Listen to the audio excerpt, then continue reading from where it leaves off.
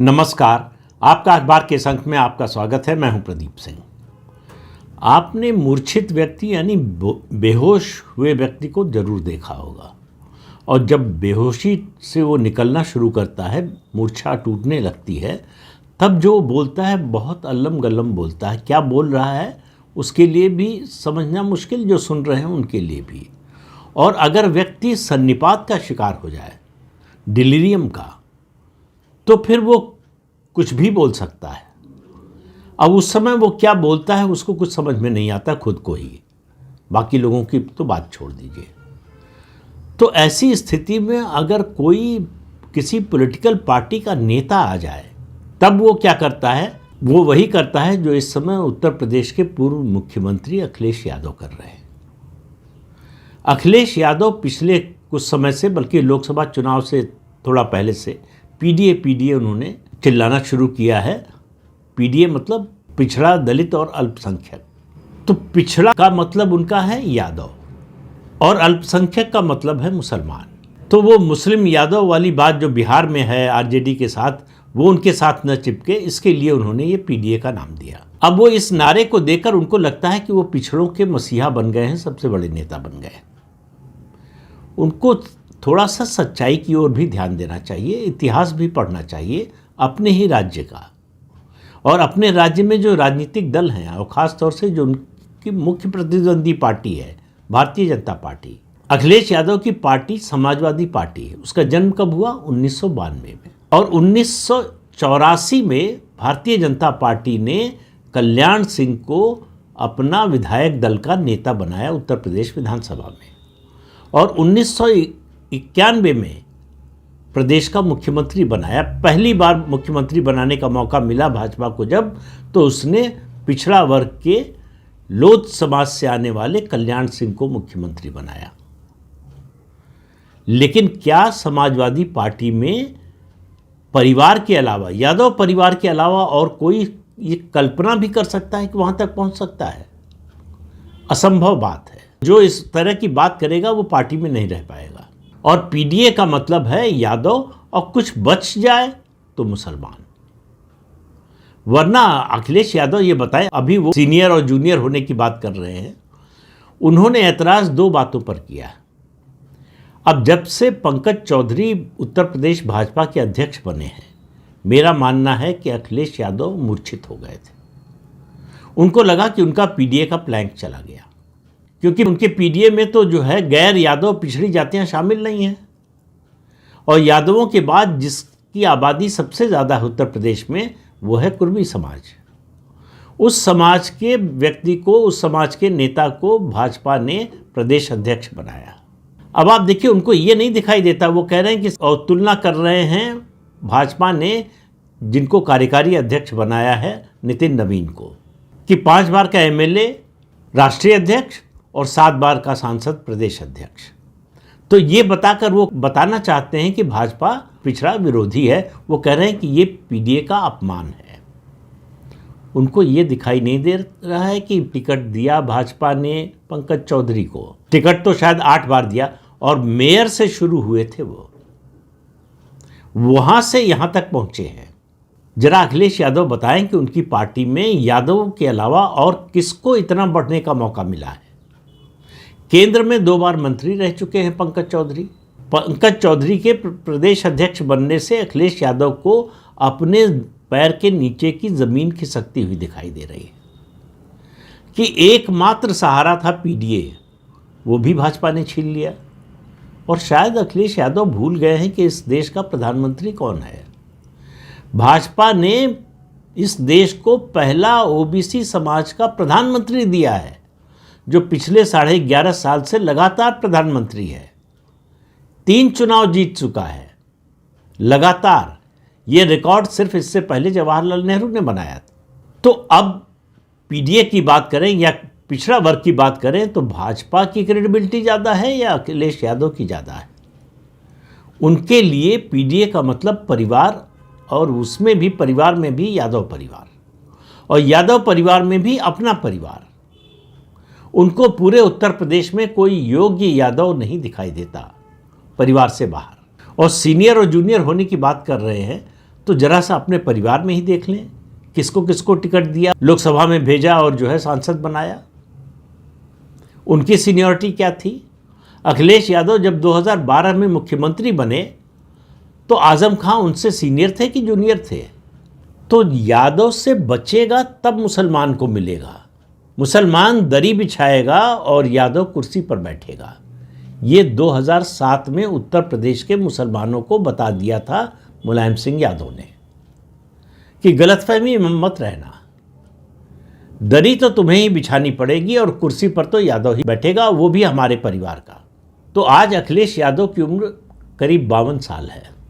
जब वो 28 साल के थे तब भाजपा ने उत्तर प्रदेश में एक पिछड़ा वर्ग के नेता को मुख्यमंत्री बनाया था और कोई मजबूरी नहीं थी। ऐसा नहीं कि उसके पास नेता नहीं थे। कल्याण सिंह से कद में, राजनीतिक अनुभव में बड़े नेता थे। डॉक्टर मुरली मनोहर जोशी, अटल बिहारी वाजपेयी, भाजपा में ये बात चली भी थी कि अटल जी को मुख्यमंत्री बनाना चाहिए, पहली बार सरकार बन रही है हमारी पूर्ण बहुमत की। अटल जी ने बिल्कुल एक तरह से वीटो कर दिया। उन्होंने कहा कल्याण सिंह के अलावा कोई मुख्यमंत्री नहीं बनेगा। और उस समय न तो मंडल आयोग की सिफारिशें आई थी और न ये पीडीए का नाटक शुरू हुआ था। भाजपा के सामने ऐसी कोई मजबूरी नहीं थी। भाजपा को उस समय जो है ब्राह्मण और बनियों की पार्टी माना जाता था, तो उसको अगर खुश करना था तो अपने कोर वोट को करना था, लेकिन उसने अपने सामाजिक विस्तार पर ध्यान दिया। मंडल आयोग की सिफारिशें लागू होने के बाद मुलायम सिंह यादव को यह अवसर मिला था कि वो पूरे पिछड़ा वर्ग के लोगों को आगे बढ़ाएं। तो उन्होंने मंडल आयोग की सिफारिशों के बाद पिछड़ा वर्ग का मतलब यादव समझ लिया कि सिर्फ यादव बढ़ना चाहिए। बेनी प्रसाद उस समय कुर्मी समाज के सबसे बड़े नेता थे, लेकिन मुलायम सिंह यादव ने उनको डिप्टी सीएम भी नहीं बनाया। सीएम की तो बात ही छोड़ दीजिए। और अखिलेश यादव को शायद ये भी याद नहीं है कि 2014 के लोकसभा चुनाव के बाद भारतीय जनता पार्टी ने केशव प्रसाद मौर्य को अपना प्रदेश अध्यक्ष बनाया था। तो ऐसा नहीं है कि उनके पीडीए का उन्होंने फॉर्मूला दिया, इसके दबाव में पंकज चौधरी को बनाया गया है। भारतीय जनता पार्टी रिएक्शन में इस तरह के पद नहीं देती है, इस तरह के पदों का फैसला नहीं करती है। उसकी अपनी एक रणनीति है, उसका एक रोड मैप है, उस पर वो चलती रहती है। कौन दूसरी पार्टी क्या कर रही है उस पर नज़र रहती है उसकी, लेकिन उसका निर्णय उससे प्रभावित नहीं होता। ये अखिलेश यादव की समझ में नहीं आ रहा है। तो उनको कुछ नहीं मिला। पंकज चौधरी के भाजपा प्रदेश अध्यक्ष बनने से उनका सारा हिसाब किताब गड़बड़ हो गया, उनके सारे समीकरण, उनकी रणनीति गड़बड़ हो गई है। तो अब करें क्या? तो जब वो अब प्रदेश अध्यक्ष बने तो चुप रहे। जब नितिन नवीन को राष्ट्रीय अध्यक्ष बनाया गया तब उनको लगा कि ये मौका है भाजपा के खिलाफ बोलने का। तो दरअसल ये तुलना करके वो पंकज चौधरी का अपमान कर रहे हैं, कुर्मी समाज का अपमान कर रहे हैं। भारतीय जनता पार्टी का प्रदेश अध्यक्ष समाजवादी पार्टी के प्रदेश अध्यक्ष से, या मैं कहता हूं राष्ट्रीय अध्यक्ष से भी बड़ा पद है, क्योंकि भारतीय जनता पार्टी एक राष्ट्रीय पार्टी है, देश की और दुनिया की सबसे बड़ी पार्टी है। और देश के सबसे बड़े राज्य का प्रदेश अध्यक्ष कोई छोटा पद नहीं होता है। अखिलेश यादव को लगता होगा। तो अखिलेश यादव ने जब 2024 का लोकसभा चुनाव लड़ने के बाद विधानसभा से इस्तीफा दिया और विधानसभा में विधायक दल का, सपा का नेता चुनने का मौका आया, तब उनको पीडीए क्यों नहीं याद आया? तब उस समय वो चाहते तो किसी और को बना सकते थे। तो केवल बोलने से आप नैरेटिव नहीं खड़ा कर सकते। आपके काम से, आपके आचरण से, आपके व्यवहार से कोई नैरेटिव बनता है, वो पक्ष में हो या खिलाफ हो। तो अखिलेश यादव बात पीडीए की करते हैं, लेकिन पीडीए का मतलब कुल मिलाकर उनका यादव, और जो यादव से बच जाए, फिर कह रहा हूं, वो उसके लिए मुसलमान है। मुसलमान से उनकी और उनकी पार्टी की अपेक्षा ये है कि वो समाजवादी पार्टी के लिए वोट देता रहे, बदले में कुछ ना मांगे, क्योंकि उनके पास देने के लिए नहीं है। जो कुछ देने के लिए है वो यादव परिवार के लिए है। एक समय मुलायम सिंह यादव के परिवार के इतने लोग जनप्रतिनिधि थे कि कोई शायद परिवार में बचा नहीं था जो जनप्रतिनिधि न बना हो। तो कहावत है कि अंधा बांटे रेवड़ी अपने अपने दे। देश में आज 2 ही राजनीतिक परिवार हैं जिनके 3 या 3 से ज़्यादा सदस्य हैं, बल्कि मैं कहूँगा कि एक ही परिवार है जिसके 3 से ज़्यादा सदस्य संसद के सदस्य हैं। पहला 3 सदस्यों वाला परिवार है गांधी परिवार, सोनिया गांधी राज्यसभा, राहुल गांधी प्रियंका वाड्रा लोकसभा। अखिलेश यादव का परिवार है, अखिलेश यादव लोकसभा के सदस्य, उनकी पत्नी डिंपल यादव लोकसभा की सदस्य, उनके चचेरे भाई धर्मेंद्र यादव लोकसभा के सदस्य और उनके चाचा रामगोपाल यादव राज्यसभा के सदस्य और उनके दूसरे चाचा शिवपाल यादव विधानसभा के सदस्य। तो विधानसभा की बात छोड़ दीजिए, लोकसभा में देखिए एकमात्र परिवार है जिसके 4 सदस्य पार्लियामेंट के मेंबर हैं। तो परिवार से बाहर सोचने की शक्ति अखिलेश यादव में नहीं है। असल में SIR भी हो रहा है उत्तर प्रदेश में और SIR चला बिहार में, उसका विरोध किया उन्होंने राहुल गांधी के साथ मिलकर और उसका नतीजा क्या हुआ ये जनता ने बता दिया। बिहार के लोगों ने, बिहार के मतदाता ने कहा कि हमारे लिए कोई मुद्दा नहीं है।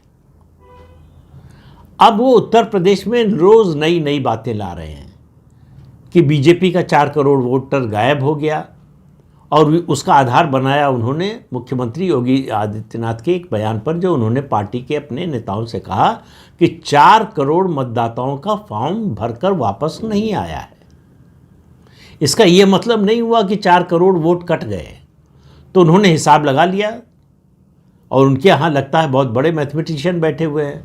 उन्होंने कहा 4 करोड़ वोट बीजेपी का कट गया, तो इस हिसाब से हर विधानसभा क्षेत्र से 84,000 वोट जो है बीजेपी का कट गया और कहा कि हमारे 40,000 तो हम जीत जाएंगे। मतलब एक तो उन्होंने माना कि हर विधानसभा क्षेत्र में बीजेपी का 84,000 वोट है और उनकी पार्टी का 40,000 वोट है, मतलब बीजेपी के आधे से भी कम। ये खुद का बयान है उनका। आप इसी से समझिए कि वो अपनी पार्टी की ताकत उत्तर प्रदेश में कितनी आंकते हैं और उनको मालूम नहीं है कि ये जो है चुनाव कल नहीं होने जा रहा है। जिन लोगों ने नहीं भेजा है वो भेज सकते हैं, उसके बाद भी अंतिम तारीख खत्म होने के बाद भी अगर फॉर्म नहीं लौटा तो ऑनलाइन अप्लाई कर सकते हैं। तो अभी वो ऐसा नहीं है कि वोटर लिस्ट से उन लोगों का नाम बाहर हो गया। उत्तर प्रदेश में थोड़ी इसमें ढिलाई का कारण ये भी है कि लोगों को लग रहा है कि अभी तो चुनाव दूर है। कोई ऐसा नागरिक नहीं है भारत का जो मतदाता सूची में अपना नाम दर्ज न कराना चाहता हो। मिडिल क्लास के लोग थोड़ा ज़्यादा आलसी होते हैं। गांव का कम पढ़ा लिखा व्यक्ति इस मामले में ज़्यादा सतर्क रहता है। और अब आज उन्होंने जो है एक और मुद्दा उछाला कि 2 करोड़ नए वोटर बनाए जा रहे हैं, भाजपा के वोटर बनाए जा रहे हैं। उनका मानना है कि जो नया वोटर बनेगा वो सब भाजपा के वोटर होंगे। तो 2 करोड़ वोटर कहाँ से बनेंगे? अगर 2 करोड़ लोग वोटर बनने की योग्यता रखते होंगे तो ही बनेंगे, और योग्यता रखते हैं तो बनना ही चाहिए। भाई आपका BLA भी तो है। हर पार्टी का बूथ लेवल एजेंट होता है जो चुनाव आयोग के BLO यानी बूथ लेवल ऑफिसर के साथ काम करता है, और कहीं भी उसको लगे कि कुछ गड़बड़ हो रही है तो उस पर एतराज़ करता है, उसका विरोध करता है। तो या तो आपको अपने BLA पे भरोसा नहीं है, या ऐसा लगता है कि ये मुद्दे ऐसे आप उठा रहे हैं कि आप मान चुके हैं कि 2027 का चुनाव आप हार चुके हैं। तो हार का बहाना क्या होगा उसकी तैयारी आप कर रहे हैं, चुनाव की तैयारी नहीं कर रहे हैं। PDA तो आपका पहले ही ध्वस्त हो चुका है, और पंकज चौधरी के भाजपा प्रदेश अध्यक्ष बनने के बाद उसकी रही सही कसर भी निकल गई। फिर लौटकर आप यादव और मुस्लिम पर आ गए। अब समस्या ये है कि मुस्लिम वोट में भी बंटवारे का खतरा पैदा हो रहा है। मैंने पिछले एक वीडियो में बहुजन समाज पार्टी के बारे में कहा था, जिस तरह से मायावती एकदम से सक्रिय हुई हैं, उसमें इस बात का खतरा बढ़ गया है कि समाजवादी पार्टी का मुस्लिम वोट बटेगा, और पश्चिमी उत्तर प्रदेश में तो 100% बटेगा, क्योंकि पश्चिमी उत्तर प्रदेश में यादव समाज के लोग नहीं हैं, और पश्चिमी उत्तर प्रदेश में मुस्लिम और दलित का कॉम्बिनेशन ये विनिंग कॉम्बिनेशन बनता है। तो अखिलेश यादव को अगर मुसलमान पश्चिमी उत्तर प्रदेश में वोट देगा तो इसका मतलब है भाजपा क्लीन स्वीप करेगी और मुसलमान कभी नहीं चाहेगा कि भाजपा जीतेगी। दूसरी बात, कांग्रेस का पेंच फंसा हुआ है। कांग्रेस की महत्वाकांक्षा बढ़ रही है और उसके साथ कांग्रेस की मांग भी बढ़ रही है। तो दो परिस्थितियां हो सकती हैं, या तो कांग्रेस से समझौता होगा या नहीं होगा। होगा तो जो है सीटें छोड़नी पड़ेंगी और नहीं होगा तो मुस्लिम वोट के बंटवारे की आशंका बनी रहेगी। बटेगा कि नहीं पता नहीं, लेकिन ये डर जो है ये अखिलेश यादव से इस तरह के बयान दिलवा रहा है। एक, भाजपा की बढ़ती ताकत, भाजपा का बेहतर होता सामाजिक समीकरण। जो 24 में झटका उसको लगा था उससे भाजपा उभर चुकी है, लेकिन 2024 में जो मिला था उसको अखिलेश यादव मान रहे हैं कि ये स्थायी उपलब्धि है, तो ये तो कहीं जाने वाली नहीं। लेकिन अब उनको लगने लगा है कि दरअसल पैर के नीचे से ज़मीन खिसकना शुरू हो गई है और 27 आते आते कितनी बचेगी कुछ पता नहीं है। इसलिए वो इस तरह के बयान दे रहे हैं जिनको आप कुतर्क की श्रेणी में रख सकते हैं सिर्फ। तो एक नेता जो उत्तर प्रदेश जैसे राज्य, जो देश का सबसे बड़ा राज्य है, उसका लगातार 5 साल मुख्यमंत्री रहा हो और जिसकी पार्टी लोकसभा में तीसरे नंबर की पार्टी हो संख्या बल के आधार पर, उस पार्टी के नेता के इस तरह के बयान, वो समझदारी कम बचकानापन ज़्यादा लगता है। लेकिन अखिलेश यादव के पास ऐसा लगता है कि कोई मुद्दा बचा नहीं है। एक तो उनके सामने एवरेस्ट की चोटी की तरह योगी आदित्यनाथ का व्यक्तित्व है, उनका नेतृत्व है, तो उनको समझ में आ गया है कि उनके नेतृत्व से तो वो नहीं लड़ सकते। तो उन्होंने इस तरह की छोटी छोटी बातें करना शुरू कर दिया है। लोकसभा चुनाव से पहले पीडीए का मुद्दा उठाया था, लोकसभा चुनाव में सीटें बढ़ गई, 37 सीटें आ गई, तो उनको लगा कि बस ये मुद्दा है, ये विनिंग फार्मूला है, ये जादू की पुड़िया हमारे हाथ लग गई है और ये हमेशा हमारे लिए काम करेगी।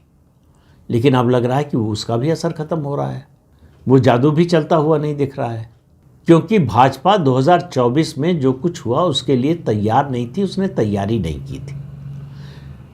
अपने विरोधियों का जो नैरेटिव था उसकी काट करने की तैयारी नहीं की थी, जो 2024 के बाद से वो लगातार कर रही है और इसका परिणाम दिख रहा है। महाराष्ट्र में, हरियाणा में, दिल्ली में, बिहार में, एक झारखंड को छोड़कर सब जगह जितने चुनाव हुए हैं उन सब में दिखा है। लेकिन ये सब सच्चाई, ये तथ्य अखिलेश यादव देखने को तैयार नहीं है। वो धीरे धीरे उसी तरह के होते जा रहे हैं जैसे राहुल गांधी हैं, कि अपनी दुनिया में रहो, जो हमको ठीक लगता है वही बोलते रहो, जिससे हमको खुशी मिलती हो सिर्फ वो बोलो, सच्चाई की तरफ मत देखो, सच्चाई को स्वीकार मत करो। लेकिन ये कब तक चलेगा? 2027 में जो भी तारीख आएगी, फरवरी मार्च में चुनाव की, और परिणाम की जो तारीख आएगी उस समय तक तो बोल सकते हैं, उसके बाद मुझे नहीं लगता कि बोलने की स्थिति में रहेंगे। तो इस अंक में इतना ही, अगले अंक में फिर मिलेंगे किसी नए मुद्दे के साथ। तब तक के लिए अनुमति दीजिए। आपसे अनुरोध है कि चैनल देखिए, शेयर कीजिए, लाइक कीजिए और सब्सक्राइब जरूर कीजिए। नमस्कार।